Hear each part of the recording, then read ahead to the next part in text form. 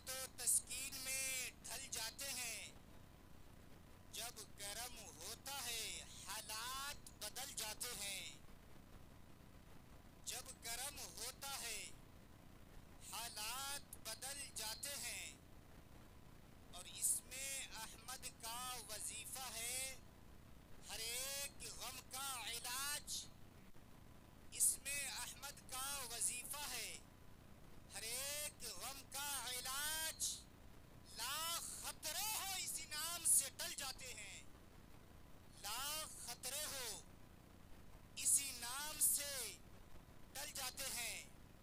اور شاعر نے لکھا ہے، ماں کے قدموں میں جنت بسی ہے، ان کی خوشیوں میں رب کی خوشی ہے، گھر سے نکلو دعا لے کر ان کی، ہر جگہ فتح و نصرت ملے گی۔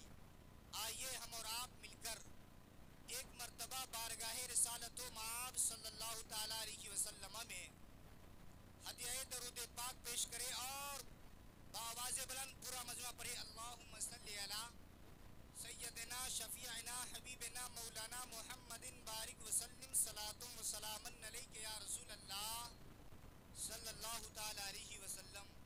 حضرات، درود پاک پڑھنا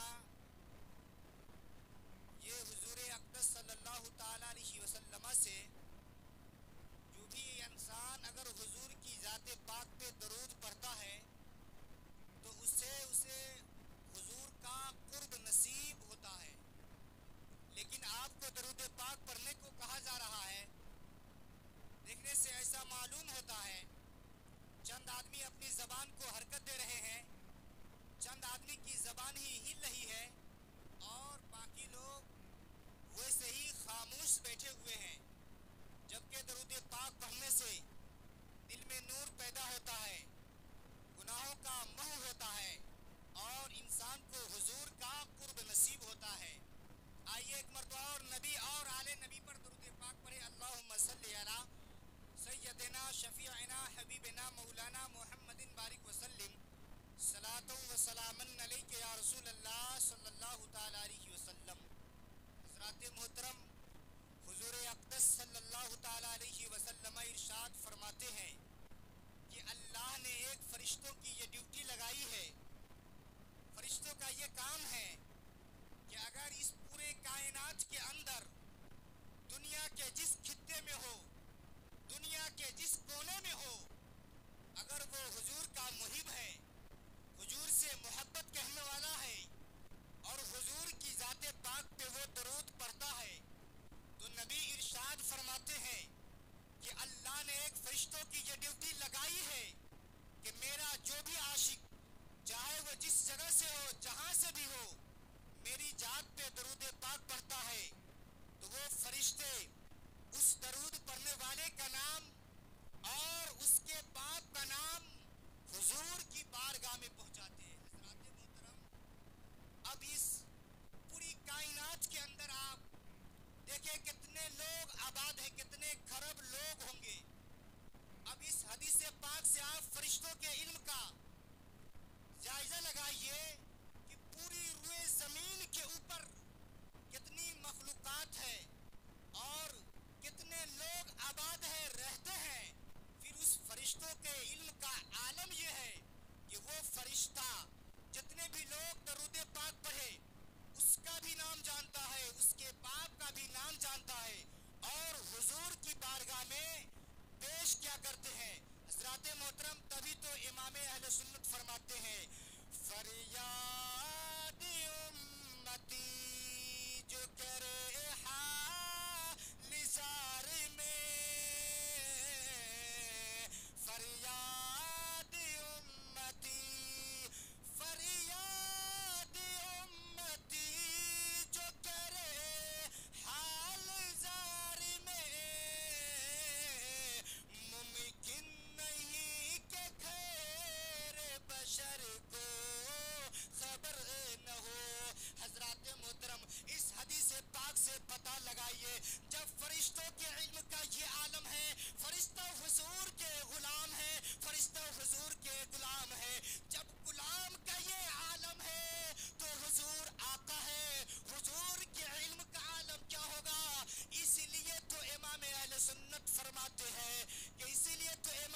سنت فرماتے ہیں اور کوئی غیب کیا تم سے نیہا ہو بھلا جب نہ خدا ہی چھپا تم پہ گر اور اردو.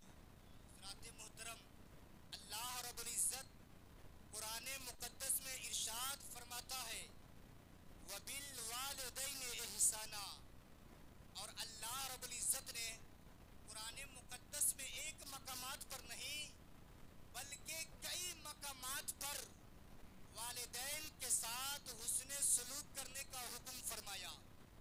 والدین کے سامنے والدین اگر حکم دے تو بچہ اس پر اگر وہ حکم صحیح ہو تو آمنا اور صدقنا کا دے. بچے اس بات کو مانے اور ماں باپ کے حکم کی بجا آوری کرے، اس کے حکم کی تعمیل کرے. اللہ رب العزت نے جہاں پر اپنی عبادت کا ذکر کیا اسی کی بغل میں ماں باپ کے ساتھ حسن سلوک کرنے کا بھی ذکر فرمایا ہے.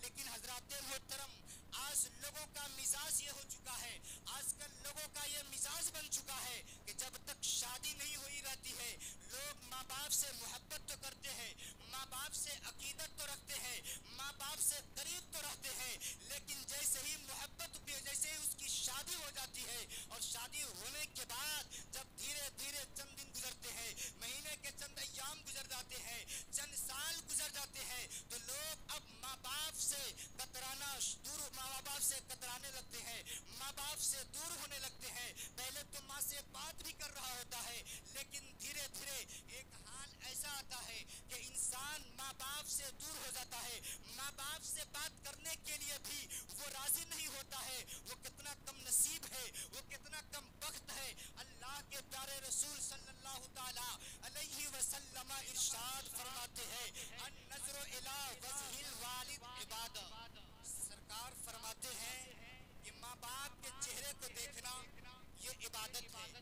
نماز پڑھنا بھی عبادت ہے، روزہ رکھنا بھی عبادت ہے، صدقہ خیرات دینا بھی عبادت ہے، حج کرنا بھی عبادت ہے. لیکن آئیے ماں باپ کو چہرے کے دیکھنا بھی عبادت ہے. یہ کیسی عبادت ہے؟ اس عبادت کا ثواب کیا ہے؟ حضرات محترم، مشکات شریف جلد ثانی صفحہ نمبر 430 کتاب البر والسیرہ کی حدیث ہے. آقا ارشاد فرماتے ہیں ما من ولد بار ينظر الى والديه نظرا حجۃ مبرورہ. آقا ارشاد فرماتے ہیں کہ جس نے اپنے والدین کو ایک مرتبہ محبت سے دیکھتا ہے، عقیدت سے دیکھتا ہے، الفت سے دیکھتا ہے، محبت کی نظر سے دیکھتا ہے. سرکار فرماتے ہیں کہ جس نے اپنے ماں باپ کو محبت کی نظر سے دیکھتا ہے اللہ تبارک و تعالی اس کے نام اعمال میں ایک حج مقبول کا ثواب عطا فرماتا ہے. سرکار فرماتے ہیں کہ جس کے ماں باپ باحیات ہیں، ماں باپ زندہ ہے، وہ تو بڑا ہی خوش نصیب ہے. آج انسان کا عالم یہ ہے اگر اس سے حج کرنا ہو، حج کی سعادت سے بہرہ مند ہونا ہو، حج کا ثواب پانا ہو تو لاکھ 2 لاکھ نہیں، 2.5 لاکھ 3 لاکھ 4 لاکھ تک انسان کو خرچ کرنا پڑتا ہے. پھر سفر کی مشقات کو اسے برداشت کرنا پڑتا ہے، تب جا کر کے وہ حج کرتا ہے اور حج کا ثواب پاتا ہے. اور حج بھی 2 قسم کا ہوتا ہے، ایک حج حج مقبول ہوتا ہے، ایک حج حج مردود ہوتا ہے. حج مردود کون ہے؟ حج مردود وہی ہے جس کے بارے میں لوگ یہ کہتے ہیں یہ حاجی نہیں، یہ تو باجی ہے. لیکن جس حاجی کا حج حج مقبول ہو جائے برادران ملت اسلامیہ، اسے مقام کیا ملتا ہے، اس کا مرتبہ کیا ہے، اس کا درجہ کیا ہے؟ حضرات محترم، تو اللہ کے پیارے رسول صلی اللہ تعالی علیہ وسلم ارشاد فرماتے ہیں جس انسان کا حج مقبول ہو جائے، جس انسان کے حج کو اللہ تبارک و تعالی قبول فرما لے، سرکار فرماتے ہیں کہ جب میدان محشر قائم ہوگا، نفسی نفسی کا عالم ہوگا، لوگ پریشان حال ہوں گے. آقا ارشاد فرماتے اور فیصلہ ہو چکا ہوگا، لوگ جہنم میں جا رہے ہوں گے. لیکن وہ حاجی جس کا حج قبول ہو جائے، جس کا حج مقبول ہو جائے، آقا ارشاد فرماتے ہیں اس حاجی کو اللہ تبارک و تعالی اذا اجازت دے گا اور وہ حاجی سفارش کرے گا اور اپنے خاندان میں سے 400 لوگوں کی سفارش کرا کر کے اپنے ساتھ جنت میں لے جائے گا۔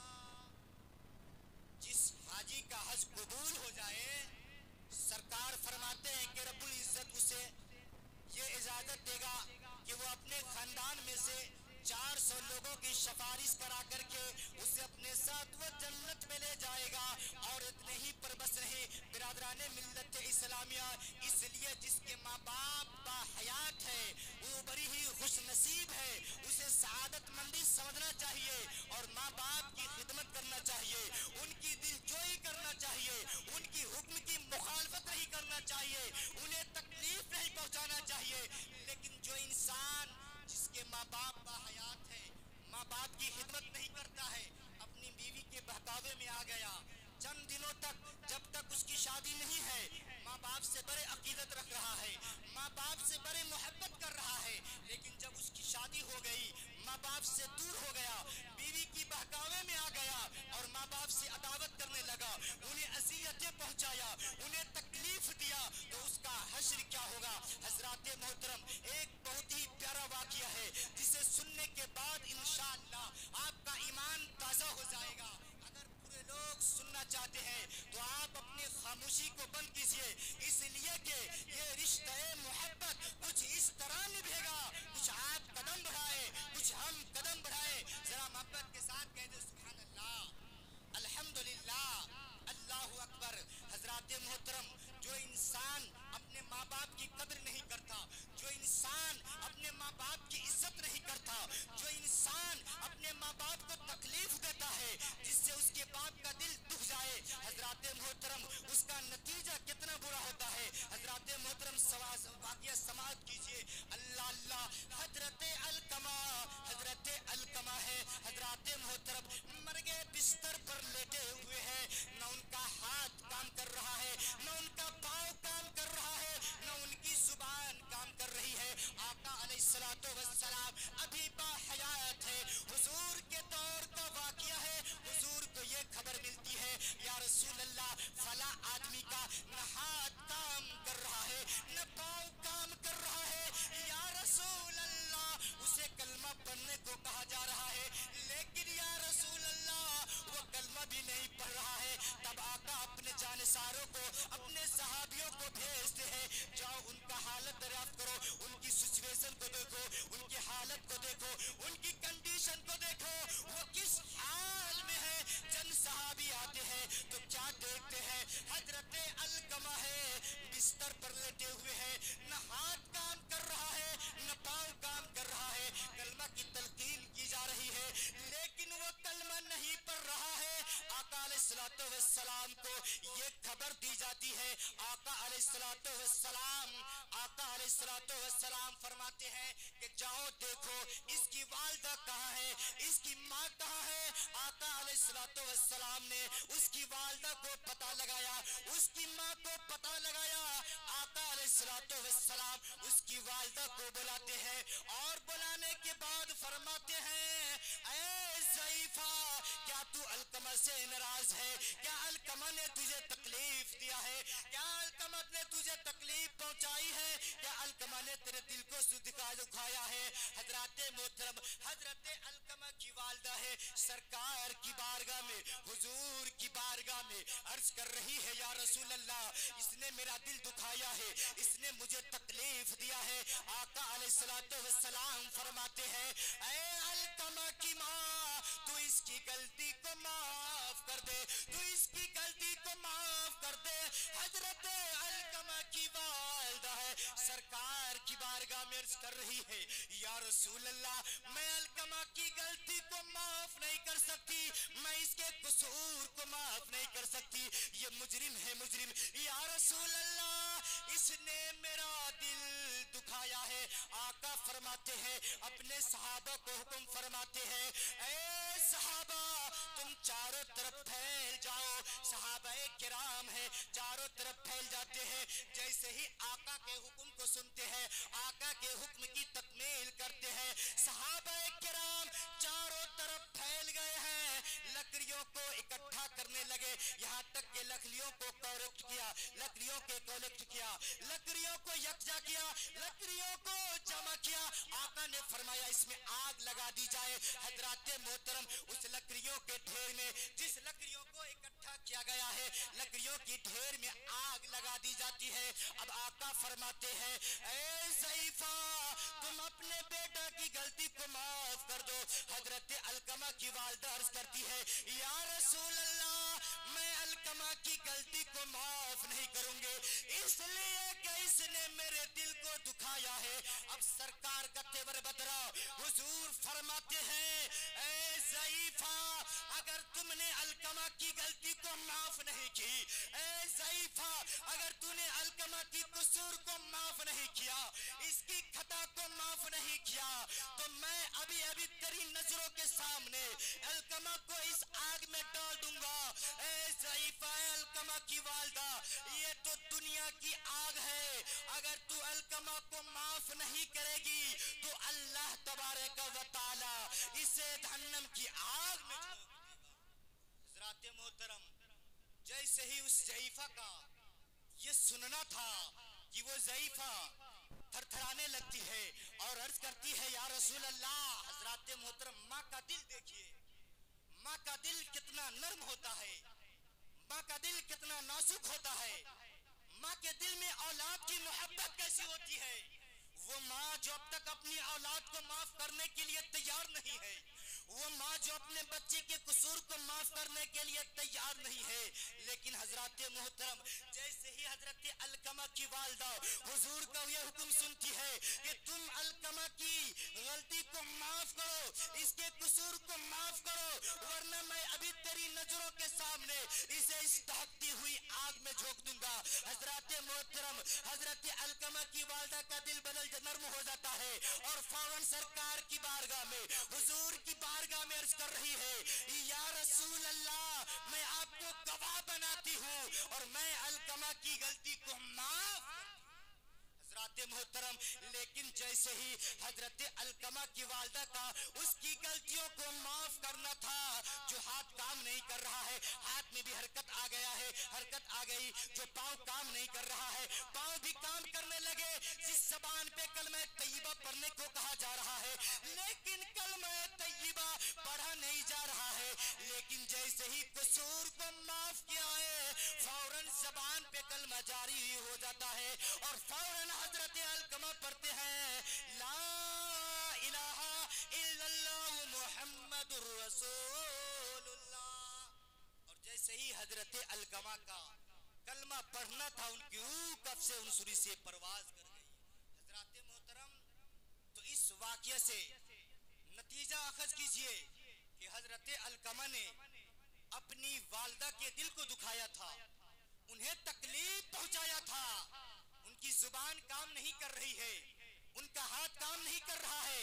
इससे पता यह चलता है कि माँ बाप की बद्दुआ फौरन ही अल्लाह की बारगाह में कबूल होती है। हज़रात मोहतरम, हर इंसान को अपने माँ बाप की बद्दुआ से बचना चाहिए, उन्हें तकलीफ नहीं पहुंचाना बल्कि उनकी खिदमत करके जन्नत हासिल कर लेना चाहिए। आका अलैहिस्सलातु वस्सलाम इरशाद फरमाते हैं, मिशकात शरीफ की हदीस है, अन अबी हुरैरा क़ाल क़ाल रसूलुल्लाह सल्लल्लाहु तआला अलैहि वसल्लम, सलासु दअवात मुस्तजाबातुन फला शक्क फीहिन्ना, दावतुल वालिद व दावतुल मुसाफिर व दावतुल मज़लूम। हजरत अबू हुरैरा हदीसे पाक के रावी जलीलुल कदर सहाबी है, वो फरमाते हैं कि आका ने फरमाया, सरकार ने फरमाया, तीन दुआएं ऐसी है कि जिसके कबूल होने में कोई शक ही नहीं है। सुभान अल्लाह, सुभान अल्लाह। सरकार फरमाते हैं कि तीन दुआएं ऐसी है कि जिसको कबूल होने में कोई शक ही नहीं है, बिला शुबा वो रब की बारगाह में कबूल है और मकबूल है। हजरात मोहतरम, अब वो तीन दुआएं क्या है? सरकार फरमाते हैं, दावतुल वालिद लिल वलद, पहली दुआ तो ये है والد اپنے اولاد کے حق میں دعا کرے. یہاں پر تو والد کا ذکر کیا لیکن حکم عام ہے. چاہے باپ دعا کرے چاہے ماں اس کے حق میں دعا کرے، جب وہ دعا کرتی ہے تو یقیناً اللہ تبارک و تعالی اس دعا کو قبول فرماتا ہے. اور دوسری دعا کیا ہے؟ دعوت المظلوم، مظلوم کی دعا. اس لیے انسان کو کسی پر ظلم کرنے سے بچنا چاہیے، کسی کو ستانے سے بچنا چاہیے. اللہ نہ کرے کہ آپ کسی کے اوپر ظلم کریں، آپ کسی کو ستائیں اور وہ آپ کے ظلم سے مجبور ہو کر، آپ کے ظلم سے وہ تنگ آ کر کے اگر خدا کی بارگاہ میں آپ کی ہلاکت کے لیے دعا کر دے تو یقیناً اللہ تبارک و تعالی اس مظلوم کی دعا کو قبول فرمائے گا اور آپ ہلاکت میں پڑ جائیں گے. حضرات محترم، اسی طریقے سے تیسری دعا کیا ہے؟ دعوت المسافر. یعنی جب انسان سفر کی حالت میں نکلتا ہے، مسافرت کی حالت میں نکلتا ہے، تو مسافر بھی جو دعائیں کرتا ہے، نیک دعائیں اس کی ہو، اللہ تبارک و تعالی اس دعا کو قبول فرماتا ہے. حضرات محترم، میں نے قرآن مقدس کی ایک دوسری آیت کریمہ کا تلاوت کیا، انما یخشی اللہ من عبادہ العلماء. آج کے اس دور میں اس موضوع کے اوپر بھی بولنا ضروری ہے، اس لیے کہ آج لوگوں کا مزاج یہ ہو چکا ہے، اگر میرا بچہ کہیں مولوی بن گیا، اگر میرا بچہ کہیں قرآن کا حافظ بن گیا، اگر میرا بچہ کہیں قرآن کا قاری بن گیا تو یہ تو فقیری کا لان ہے، یہ تو فقیری والا لان ہے. اس کا عالم یہ ہوگا میرے بچے کو 10,000 روپیہ دیا جائے گا، میرے بچے کو 12,000 روپیہ دیا جائے گا، میرے بچے کو 15,000 روپیہ دیا جائے گا اور اس سے بھی زیادہ ہوگا تو رمضان المبارک کا مہینہ آئے گا، ایک تھیلی اس کے ہاتھ میں تھما دیا جائے گا، رسید تھما دیا جائے گا، اسے نگر نگر ڈگر ڈگر کریا کریا گھمایا جائے گا اور ہر لوگوں کی بات جو ہے اسے سننی پڑے گی. یہ تو فقیری کا اعلان ہے. میرا بچہ اگر عالم دین بن گیا، میرا بچہ اگر قرآن کا قاری بن گیا، یہ 10,000 روپیہ اس سے ملے گا، 12,000 روپیہ اس سے ملے گا. یہ خود کھائے گا یا بچوں کو کھلائے گا یا بچوں کو پڑھائے گا یا مجھے کھلائے گا یا اپنے گھر کو چلائے گا؟ یہ کیا کرے گا؟ یا اپنی بچوں کی شادی کروائے گا یا گھر بنائے گا؟ اگر میرا بچہ تو عالم بن گیا، میرا بچہ قاری بن گیا تو یہ مکان تو نہیں بنا سکتا ہے، عالی شان بلڈنگیں تو نہیں بنا سکتا ہے. اس لیے آج لوگوں کا مزاج یہ ہے اور جیسے جیسے لوگوں کے پاس دولت آ رہی ہے، سرمایہ آ رہا ہے، لوگ دین سے دور ہوتے چلے جا رہے ہیں، دین سے دور بھاگتے چلے جا رہے ہیں. کوئی فرعون کی صفت اختیار کر رہا ہے، کوئی نمرود کی صفت اختیار کر رہا ہے، کوئی قارون کی صفت اختیار کر رہا ہے اور ہر آدمی اپنے بچے کو دنیاوی لائن میں گھسا رہا ہے. اگر میرا بچہ ڈاکٹر بن گیا، اگر میرا بچہ انجینئر بن گیا، اگر میرا بچہ پروفیسر بن گیا، اگر میرا بچہ کلکٹر بن گیا، اگر میرا بچہ ڈی ایم بن گیا تو یہ تو عالی شان بنا لے گا، بلڈنگیں بنا لے گا، خوب جائیداد بنا لے گا، پراپرٹی اور جائیداد کا مالک ہو جائے گا، اچھی طریقے سے زندگی گزار لے گا. اس لیے انسان آج تو دین سے دور ہو رہا ہے اور دنیاوی لائن میں لگ رہے ہیں، دنیا کی فکر میں آج انسان اس قدر مشغول ہو چکا ہے. حضرات محترم، کہ اگر آج کے انسانوں کو نماز کی دعوت دی جائے تو معاذ اللہ کتنا لوگ تو یہاں تک کہہ دیتے ہیں کہ مجھے نماز پڑھنے کی فرصت ہی نہیں ہے. توف ہے ایسی زندگی پر، لعنت ہے ایسی زندگی پر. ایسے زندگی سے تو مر جانا ہی بہتر ہے جس زندگی میں نماز پڑھنے ہی کی فرصت نہ ہو. کیا آپ نے سمجھا آپ کی پیدائش کا مقصد کیا ہے؟ اللہ نے آپ کو اس روئے زمین پہ کیوں بھیجا؟ پیٹ پالنے کے لیے نہیں، پیٹ بڑھانے کے لیے نہیں، بلڈنگیں بنا لینے کے لیے نہیں، دوسرے کا آری چھانٹ لینے کے لیے نہیں. ان علماء کرام کے اوپر، ان حفاظ کرام کے اوپر ظلم کرنے کے لیے نہیں، اس لیے کہ آج کی دور میں اکثر و بیشتر گاؤں کا جائزہ لیجئے تو ہر گاؤں کے لوگ، چاہے وہ مدرسے کے مدرس ہو، چاہے وہ مسجد کے امام ہو، اس کے اوپر ظلم کرتے ہیں اور لوگ ظالم کا کردار پیش کرتے ہیں. امام کے اوپر ظلم کرتے ہیں اور ظالم کا کردار پیش کرتے ہیں. اس ظلم کا انصاف ضرور ہوگا اللہ کے یہاں. آپ کو اس کا جو ہے حساب دینا پڑے گا جو آپ ان ان کے اوپر ظلم کر رہے ہیں. آپ ذرا اپنے سینے پہ ہاتھ رکھ کر کے ایمانداری کے ساتھ بتائیے, آج اتنی مہنگائی کے دور میں جبکہ مہنگائی آسمان سے باتیں کر رہی ہے, اب جب ہر لوگ 50-60 لاکھ کا 60,000 کا کھاد دیکھ رہا ہو تو کون ایسا انسان ہوگا جو چاہے گا میرا بچہ حافظ قرآن بن جائے, میرا بچہ قاری قرآن بن جائے. یہ تو ہر مدرسے کا ہم لوگ جائزہ لیتے ہیں. مدرسے میں پڑھنے والے سے زیادہ, لڑکوں سے زیادہ لڑکیاں ہوتی ہیں. لوگوں کی مجبوری ہوتی ہے, اپنے بچوں کو نہیں پڑھائیں گے, بچیوں کو نہیں پڑھائیں گے, شادی بیاہ کی بات آئے گی, لوگ پوچھیں گے پڑھی ہے کہ نہیں, اس کے پاس تعلیم ہے کہ نہیں, اس کے پاس ایجوکیشن ہے کہ نہیں, یہ شکشت ہے کہ نہیں, لوگ چھانٹ دیں گے.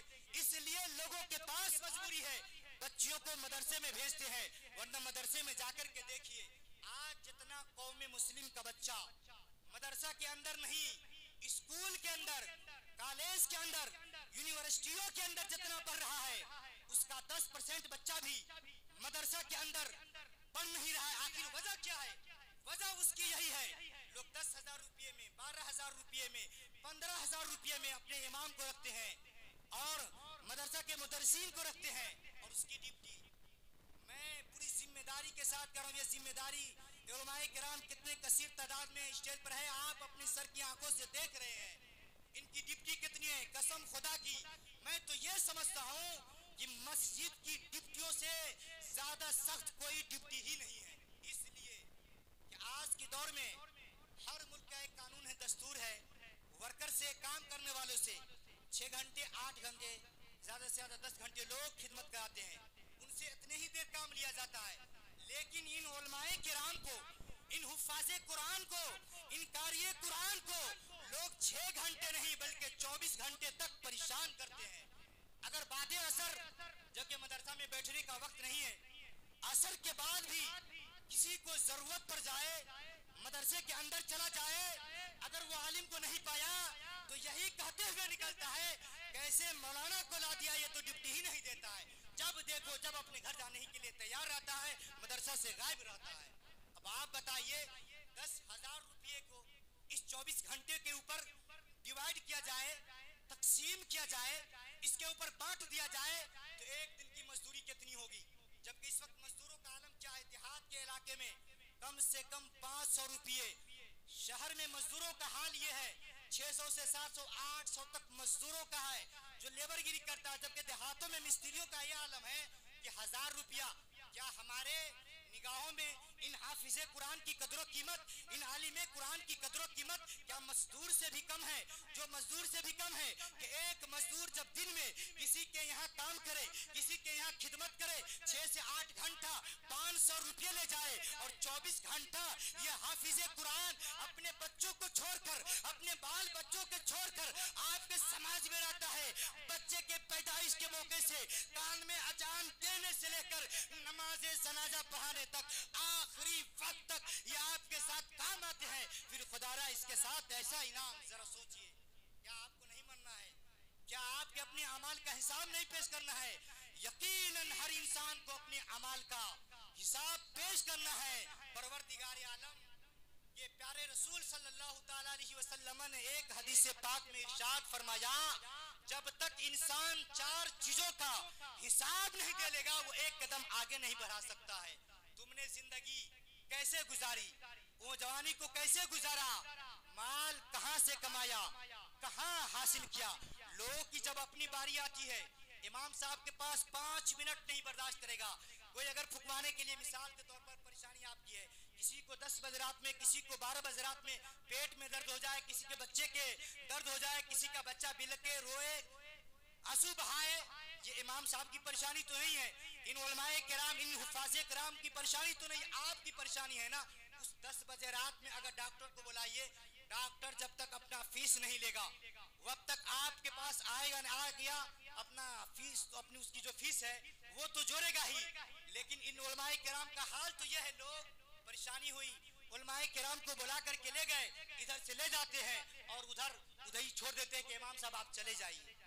پہنچانے تک کے لیے بھی کوئی جانے کے لیے تیار نہیں. امام صاحب آپ چلے جائیے. کیا امام صاحب آپ کی خادم ہے؟ کیا امام صاحب آپ کا غلام ہے؟ ہرگز نہیں ہے.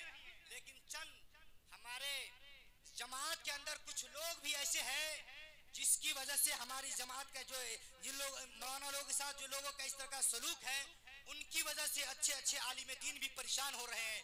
خدا کی قسم اگر آج کے دور میں ایک عالم قرآن کی تنخواہ, ایک حافظ قرآن کی تنخواہ 30,000 روپیے, 25,000 روپیے, 35,000 روپیے ہو جائے تو دودھ کا دودھ پانی کا پانی ابھی ہو جائے گا اور فیصلہ ہو جائے گا. کتنے بچے مدرسہ کے اندر پڑھیں گے, کتنے بچے اسکول کے اندر پڑھیں گے. لوگ اپنے بچے کو جو مدرسہ میں نہیں پڑھاتے ہیں, مدرسہ میں نہیں بھیجتے ہیں, اس کی صرف وجہ یہی ہے کہ لوگ اتنی کم تنخواہ دیتے ہیں کہ لوگ اس کو تو پسند ہی نہیں کرتا ہے کہ میرا بچہ حافظ قرآن بن جائے. اور یاد رکھیے حافظ قرآن, عالم قرآن کا کیا درجہ ہے آپ نہیں سمجھ سکتے ہیں, اس لیے کہ حافظ قرآن کے درجے کو, عالم قرآن کے درجے کو, اس کے مقام و مرتبہ کو کسی کے باپ نے نہیں, رسول پاک نے بلند کر دیا ہے. اللہ رب العزت نے قرآن مقدس میں ارشاد فرمایا انما یخشی اللہ من عبادہ العلماء, بے شک اللہ کے بندوں میں اگر اللہ سے ڈرنے والے ہیں تو وہ علماء ہے. اور علماء کا مقام کیا ہے, ان کا درجہ کیا ہے؟ اللہ کے پیارے حبیب ارشاد فرماتے ہیں, ذرا سبحان اللہ کہیے تو میں بتاؤں. سبحان اللہ, الحمدللہ, اللہ اکبر, اللہ اللہ. آقا ارشاد فرماتے ہیں من قرأ القرآن وعمل بما فی البس والدہ تاجا یوم القیامہ. سرکار فرماتے ہیں جس نے قرآن کو پڑھا, جس نے قرآن کو پڑھا اور اس کے احکام کے مطابق عمل کیا, اس کے حلال کو حلال سمجھا, اس کے حرام کو حرام سمجھا, آقا ارشاد فرماتے ہیں اس عالم قرآن کی, اس حافظ قرآن کی بات تو چھوڑو, اس کا درجہ کیا ہوگا, اس کا مقام کیا ہوگا. ارے اس کے والدین کا درجہ یہ ہوگا کہ عزت کا تاج عنایت کیا جائے گا, عظمت کا تاج عنایت کیا جائے گا, سرخروئی کا تاج عنایت کیا جائے گا. ان کے والد کو عزت کا تاج پہنایا جائے گا. کسی ڈاکٹر کے باپ کو نہیں, کسی انجینئر کے باپ کو نہیں, کسی پروفیسر کے باپ کو نہیں, بلکہ عالم قرآن کے والد کو, حافظ قرآن کے والد کو. میں آپ سے یہ نہیں کہتا کہ آپ اپنے بچے کو دنیا کی تعلیم نہیں دلائیے, اس لیے کہ آج کے دور میں جتنی تعلیم, دینی تعلیم کی ضرورت ہے اتنی ہی ضرورت دنیاوی تعلیم کی بھی ہے اور دوسرے نالج کی بھی ضرورت ہے. اس لیے مثال کے طور پر آج ہمارے یہاں بھی کچھ کمزوری پائی جاتی ہے کمیٹیوں کے اندر. ایک بچہ ہے, پڑھنے والے بچے 100 بچے کو پڑھانے والے ایک اسٹاف. اب ایک اسٹاف اس 100 بچے کو کیسے کنٹرول کر سکتا ہے؟ انسان کا حال تو یہ ہے, اس کے گھر میں 2-4 بچے ہیں, اپنے 2-4 بچوں پر کنٹرول نہیں کر پاتا ہے تو 100 بچوں کو ایک حافظ قرآن, ایک عالم قرآن کنٹرول کیسے کر سکتے ہیں؟ اس کے لیے مدرسوں کے اندر استاد کو, معلم کو بڑھانے کی ضرورت ہے اور اس کی اتنی ضروریات. کل آپ سے یہ نہیں پوچھا جائے گا کہ تم نے مدرسہ 2 منزلہ بنایا تھا کہ نہیں, تم نے 4 منزلہ بنایا تھا کہ نہیں, تم نے عالی شان بلڈنگیں بنائی تھی کہ نہیں, تم نے مسجد میں ماربل اور اے سی لگایا تھا کہ نہیں, تم نے 50 کروڑ کی مسجد بنایا تھا کہ نہیں. لیکن یہ ضرور آپ سے پوچھا جائے گا کہ تم نے جس کو رکھا تھا اس کی ضرورت کے مطابق اس کے اخراجات دیے تھے کہ نہیں. یہ ضرور آپ سے پوچھا جائے گا. آپ سے نہیں پوچھا جائے گا 50 مربل اور اے سی لگائے تھے کہ نہیں. آج لوگ کا حال یہ ہے مسجد کے اندر 4 لاکھ 10 لاکھ کا ماربل اے سی لگا دے گا اور جب امام کی باری آئے گی میلاد کروا لے گا, امام صاحب کا نذرانہ دینا, امام صاحب کل ملیں گے. اب کل اس کا مہینے میں کل ہوگا یا سال میں کل ہوگا یا قبر میں جانے کے بعد اس کا کل ہوتا ہے. ہم لوگوں کے ساتھ بھی ایسا معاملہ پیش آتا رہتا ہے. اس لیے ضرورت ہے ہم اپنے علماء کی عزت و احترام کریں. اگر ہم نہیں ان کی عزت دیں گے, اگر ہم ان کا احترام نہیں کریں گے تو کیا جو ہماری غیر قوم ہے, جو ہمارے دشمن ہے, کیا وہ ان کی عزت احترام کرے گی؟ کیا انہیں اچھی نظر سے دیکھے گی؟ قسم خدا کی اگر لوگ آج اپنے علماء کی قدر سمجھنے لگے, ان کا عزت و احترام کرنے لگے تو ہر آدمی کا یہ مزاج بن جائے گا کہ انشاءاللہ ضرور میں بھی اپنے بچے کو حافظ قرآن بناؤں گا, عالم قرآن بناؤں گا, قرآن کا قاری بناؤں گا. حضرات محترم, میں بیان کر رہا تھا اللہ رب العزت قرآن مقدس میں ارشاد فرماتا ہے وَبِالْوَالِدَيْنِ إِحْسَانًا کہ والدین کے ساتھ حسن سلوک سے پیش آؤ، والدین کی قدر کرو۔ والدین کے دل میں ماں باپ کی کیسی محبت ہوتی ہے کہ جب بچہ چھوٹا ہوتا ہے، ابھی آج سے 10-15 دن قبل کس طریقے سے کڑاکے کی ٹھنڈک پڑ رہی تھی، سارے لوگ اس سے گزر رہے تھے، اس کا مشاہدہ کر رہے تھے، لیکن ایسے ترکتی ہوئی ٹھنڈک میں کوئی غریب ہے، کوئی اتنے لاچار ہے کہ اس کے پاس دوسرے بستر نہیں، بس ایک ہی بستر ہے جس کو بچھایا ہے اور اوڑھنے کے لیے اس کے پاس وہی سامان ہے۔ اگر اس کا چھوٹا بچہ ہے اس بستر کے اوپر وہ پیشاب کر دے، پیخانہ کر دے، تو ماں کے دل میں اپنی اس اولاد کی محبت کا حال دیکھیے۔ ماں بچوں کی پرورش کیوں کر رہی ہوتی ہے؟ میرے بچے کی زندگی سالم رہے، آپ کی زندگی کی وہ ہمیشہ دعائیں کرتی رہتی ہے، آپ کی زندگی کی وہ ہمیشہ دعائیں کر رہی ہوتی ہے۔ لیکن کچھ بچے ایسے ہیں جو اپنے ماں باپ کے آخر وقت میں خدمت اس لیے کر رہے ہوتے ہیں کہ یہ کتنے جلدی دنیا سے گزر جائے، پریشان آ گئے ہوتے ہیں۔ خدا را ایسا ہرگز نہ کیجیے، بلکہ اپنے ماں باپ کی رضا کو حاصل کیجیے، اس لیے کہ اللہ کے پیارے حبیب ارشاد فرماتے ہیں رب کی رضا والدین کی رضا میں ہے، رب کی ناراضگی والدین کی ناراضگی میں ہے۔ کیا مطلب؟